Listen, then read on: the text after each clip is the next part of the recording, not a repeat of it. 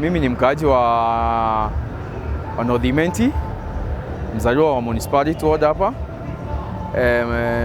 Mimi ni mng'ang'aniaji wa kiti cha MCA 2022 hapa municipality ward.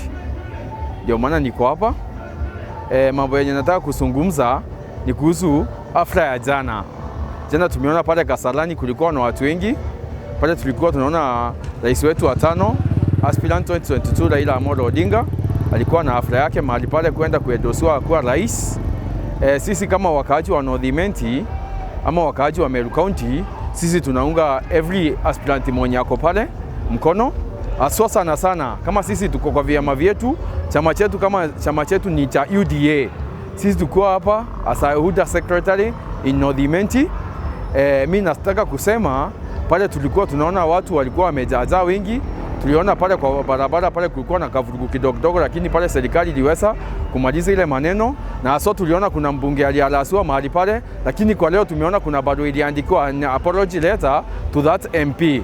Sasa kama tukua wa Kenya ama tukua wakaaji wa North Imenti ama municipality, ningependa sana ile kiongozi fulani atakapo waende kia mahali fulani, kama ni kwa uwanja fulani ama ni kwa mkutano fulani, wacha tukue tuko na amani. Tukiona kama utaki kiongozi fulani, usipeleke kelele yako mahali pale, wacha watu wapate kusikiza yule kiongozi, watu wasikue na mapigano, watu wasikue na vulugu yoyote mahali pale. Kama sisi tukua viongozi wenye tunategemea kuja kuongoza viongozi wetu wenye wako nyuma hapa na wakaaji wetu wa North Imenti ama wa municipality ward, wacha tukue wanatuangalia vizuri, wacha sisi viongozi tukue tunategemea vyenye tunaenda. Mimi kitu yenye nilikuwa na expect sana Raila ongeleshe ni kuhusu mambo ya afra yetu ya vijana about 2022 na azimio letu la 2022 tukua mavijana, lakini mahali pale agenda zenye tulikuwa tuna expect mahali pale ni kitu yenye tu still tunasikizanga tu kwa mikutano, kwa hivyo hakukua na tofauti.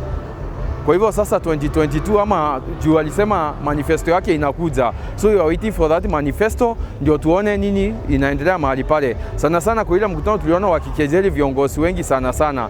Sisi tuko wakaaji wa mji wa Meru ama wakaaji wa Kenya, sisi ni wazaliwa wa nchi ya Kenya. Tungetaka kuona viongozi sisi tukijeli kiongozi fulani ama mahali pale, sisi wote ni azimio la kujenga nchi ya Kenya, tukua kitu kimoja. Tulikuwa tunajua tu hata tukienda mahali pale the same people yenye tunajua ni Raila Amolo Odinga will be contesting for an aspirant 2022. Kwa hivyo we are not expecting another person.